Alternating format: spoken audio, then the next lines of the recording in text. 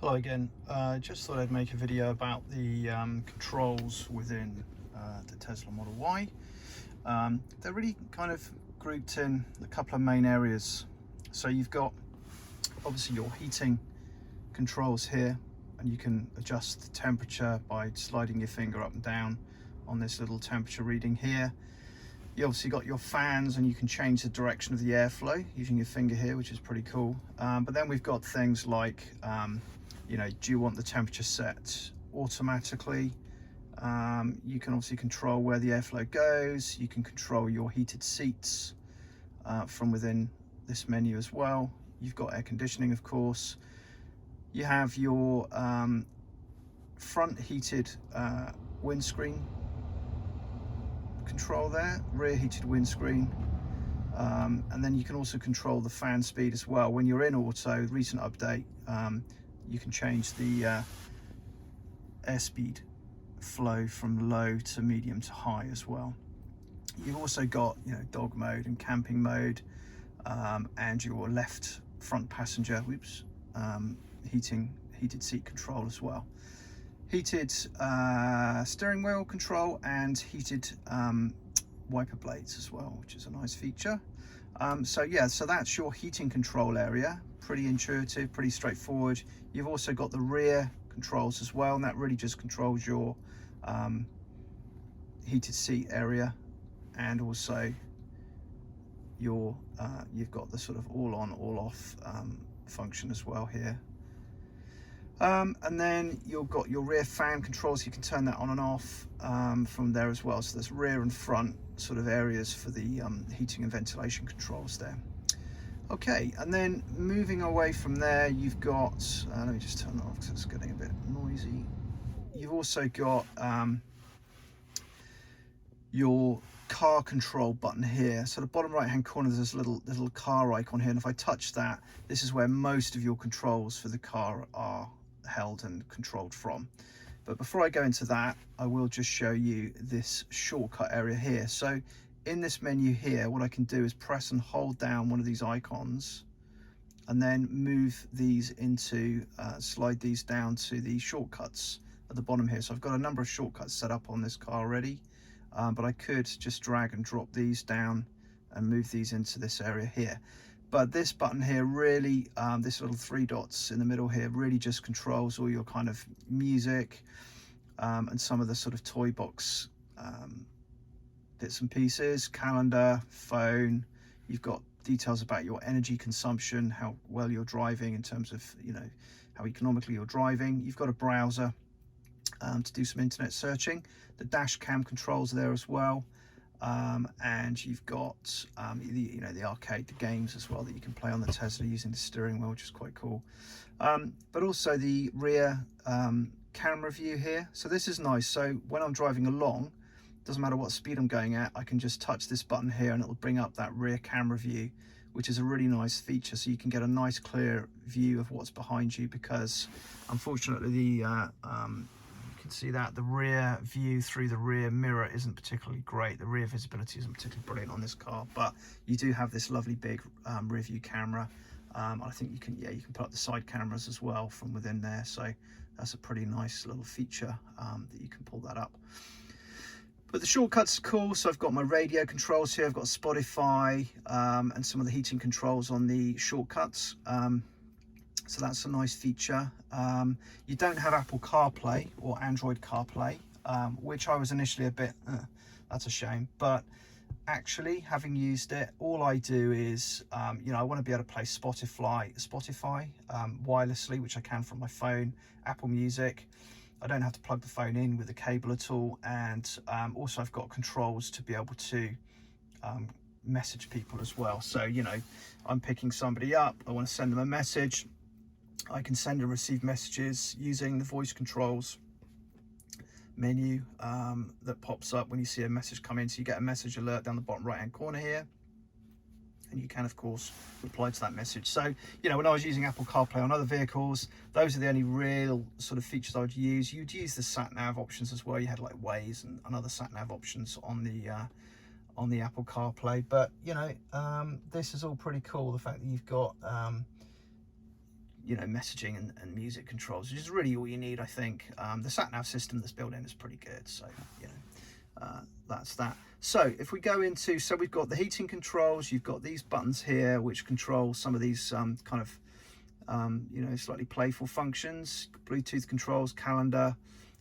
So you've got heating, these shortcuts, and then this car button on the bottom right hand corner. So this is almost kind of like your settings button for the car, if you like, if we're talking in sort of mobile phone language. So if I push this, oops, this brings up a lot of controls. There's a hell of a lot to go through here. So we've got controls around your lights. So we've got automatic high beams, auto lights coming on when it gets dark. You've got wiper controls, put those in automatic. You've got you know, ability to fold mirrors, open the glove box, window lock, child locks. You've got Sentry mode, so you can put the car into Sentry mode from here. You can control the steering column, height and rake from within there, and that basically allows you to use these buttons to you know, adjust the steering. And you've also got the mirrors as well, controls for the mirrors within here. You've got the brightness of the screen as well, which I can control here. I've just got that set to auto.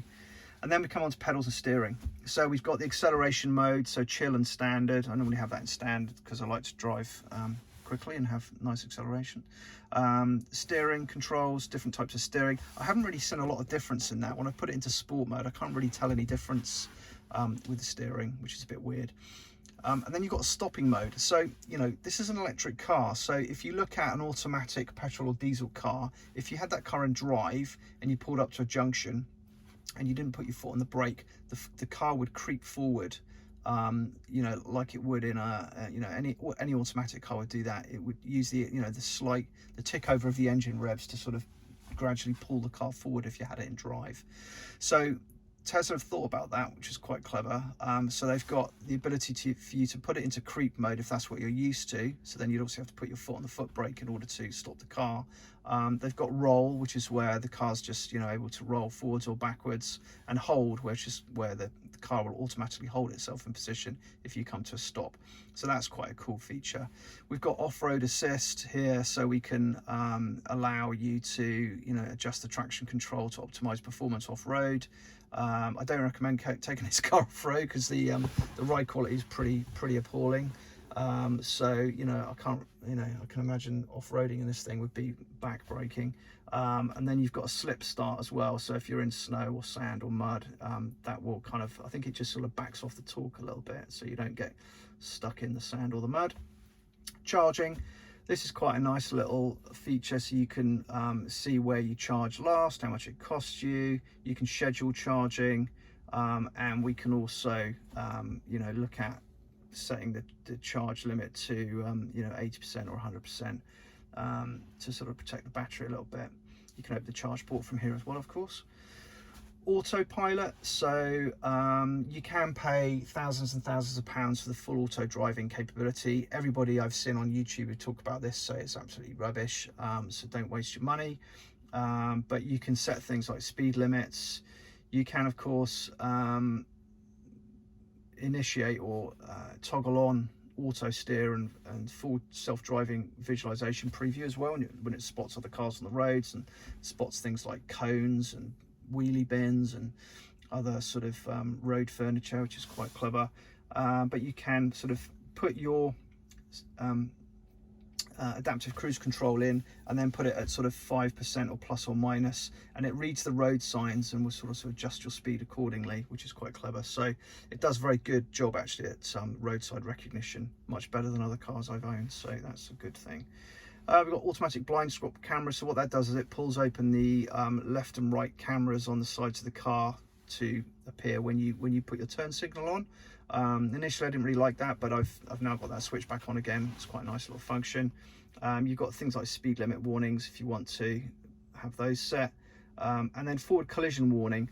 This car does make a lot of noises, a lot of beeps and burps as you drive along, warning you of various things. So I've got the forward collision warning on lakes. It was getting a bit sort of paranoid about the fact that I thought it was going to, you know, the car thought it was going to crash into something. Emergency lane departure avoidance, that will sort of take over if you're going to crash into something. Automatic emergency braking, obstacle aware acceleration as well. So that is Limits acceleration and may apply the brakes if an obstacle is detected in front of your vehicle if you're driving at low speed. So that's another clever thing. Green light chime. So when you're at traffic lights and there's a green light, it'll chime to tell you that the lights have turned green and you need to pull away. And traffic aware cruise control chime as well. I've no idea what that is, but yeah, it's got that, whatever that is. Locks, so we can obviously set up phones, we can have child locks on, we can add keys.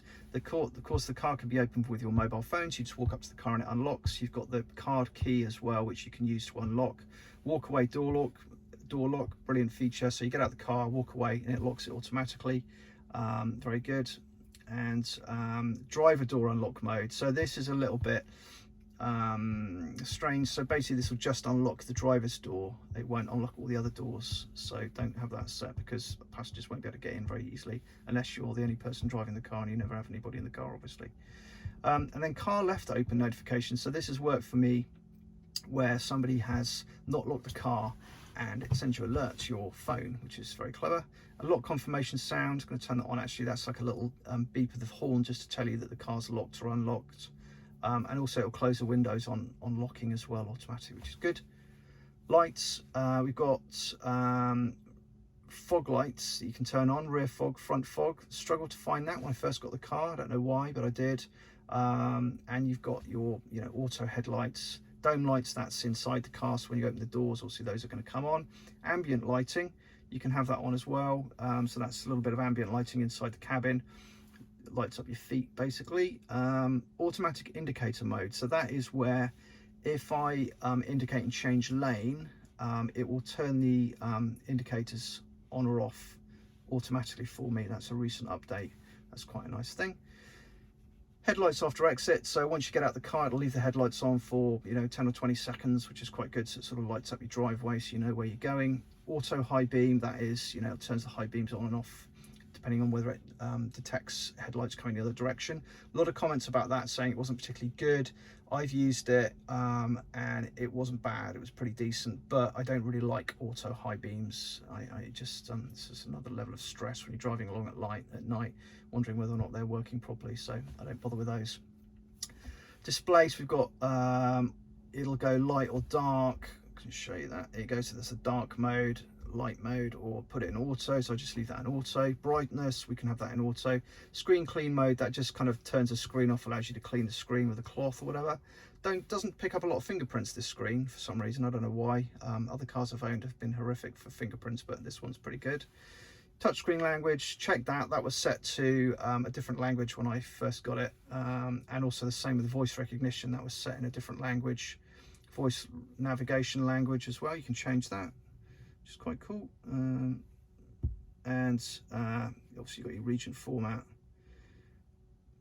Time, 24 hour, 12 hour. Energy display, distance or percentage is standard, so I've got that set. Distance, miles or kilometers, temperature, and then tire pressure, PSI or bar. You've got trips, so it shows you trips you've made and how much energy you've used, average energy consumed, distance. It's quite a good little feature. I've not really got my head around that yet. I'll fiddle around with that. I looked at that, studied it in detail, but a nice little feature. Navigation volumes, you can turn that on and off. Automatic navigation, so route to home or work or next calendar event upon entry. So it reads what's in your calendar, looks at the time, and will take you to that destination. That's pretty smart, that's pretty clever, but I've got that switched off because I don't always want to go there when I'm, if I'm driving around. I've got a calendar entry and the address in it. It doesn't necessarily mean I want to drive there. Trip planner, so this adds supercharger stops if necessary. Definitely have that switched on. Online routing, finds optimal route based on traffic conditions. Obviously have that on there. You've got ferries and tolls that you can avoid as well. And also reroute based on how long your delay is going to be. That's quite a smart feature. Safety, so we've got emergency calling, sentry mode. So basically what that does is it, when you're parked, switches on all the cameras and picks up any movement near the car. If anybody's sort of loitering around the car, you've got cameras at the front, at the back, and two at the side, either side, and also an interior cabin camera as well. So sentry mode can be viewed from with your mobile phone. You can look at the car, what's around it. You can also talk to somebody near the car as well. You can push and hold a talk button, and you can talk. The car's got a boombox built in, so you can press that to talk to somebody around the car if you want to do that. also records and stores the video on a USB stick, which is in the glove box. Camera-based detection there, and you've got the option to view live camera on the mobile app, which is a good feature. Dash cam, so it'll automatically pick up or record dash cam footage. I don't quite know what it's going to use to pick up dash cam footage, whether you sort of have to do something abrupt with your steering perhaps, or braking. You've also got it on a honk, so I think that's a really cool feature. So if I'm driving along and somebody does something really stupid and I want to record it, you can honk your horn at them and it will store the dash cam footage and allow you to look at those. You can format the drive, delete the clips from here, allow mobile access, so do you want to use your mobile phone to get in the car or not, allow keyless driving, so that means you don't have to have the key card in the cabin, I would assume. Pin to drive, so that is, you have to type in a pin to allow you to drive the car. That's quite a nice feature. Glove box pin as well, and then we've got, you know, cabin overheat and you know, what temperature you want to activate that at. Security alarm, park assist chimes, so that's where it's bonging when you're sort of driving around. And then you've got something called Joe mode. So what Joe mode does is it reduces the volume of all the car chimes. So if you've got a child in the car that's asleep, that would be a really good function to use, so that you're not going to wake them up, basically. And then you can power off the car as well from this button here.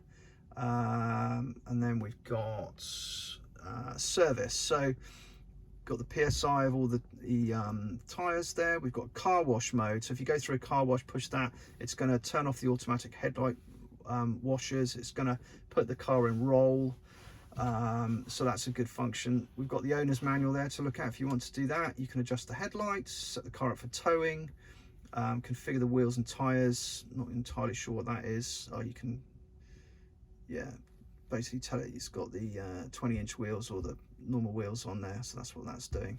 And then the tires, no idea what that is.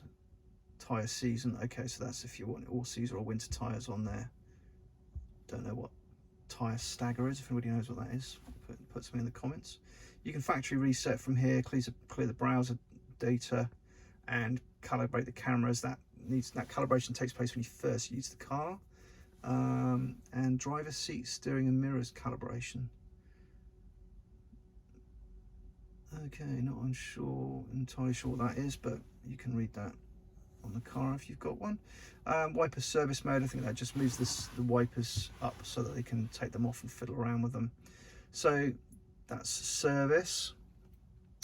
You've got the software button here. I'm not going to show you that, so it's going to give you my VIN number, but basically tells you what version of the software you're using, the release notes, your total mileage, the name of the car. So yeah, it's pretty you know, basic stuff really, not particularly useful. You've got a software update preference in there, a standard or advanced, and then you've got upgrades. So you could add upgrades here if you wanted to. I don't have that on there for some reason. I can't add the acceleration upgrade package from here for some reason. I think it's because it's a lease car, but that's where most of the functions are. So this car button at the bottom right hand corner is where most of the functions are. So and then also you've got your sat nav controls, which you can, you know, use to navigate to wherever you want to go to. So yeah, still enjoying this car, a couple of months into ownership now, but yeah, find it really good. Find the controls a little bit fiddly for the heating. If you want to turn the heating up or down and you're driving along, that's a little bit fiddly, but yeah, apart from that, the screen is pretty good. I'm pretty impressed there. You also got the controls to open things on the screen as well, so like the bonnet and the boot. So I can do that from within the car. That's pretty cool. So yeah, hope you enjoyed that. Hope it's useful. Couldn't really find a video when I was looking at buying one of these cars about all the different functions and such like on the screen there. But yeah, as I say, you've got three main areas. You've got heating, you've got the car settings, you've got this sort of box of goodies here, and you can move these down into the shortcuts along the bottom bar there. And then also you've got your sat nav and the preview screen here of the car, and when you're driving along it'll show things as well. So yeah, it's all pretty cool. Thank you very much. I would appreciate if you would like and subscribe the video, leave some comments as well if there's anything I've missed or not explained clearly. Please comment. Thanks very much.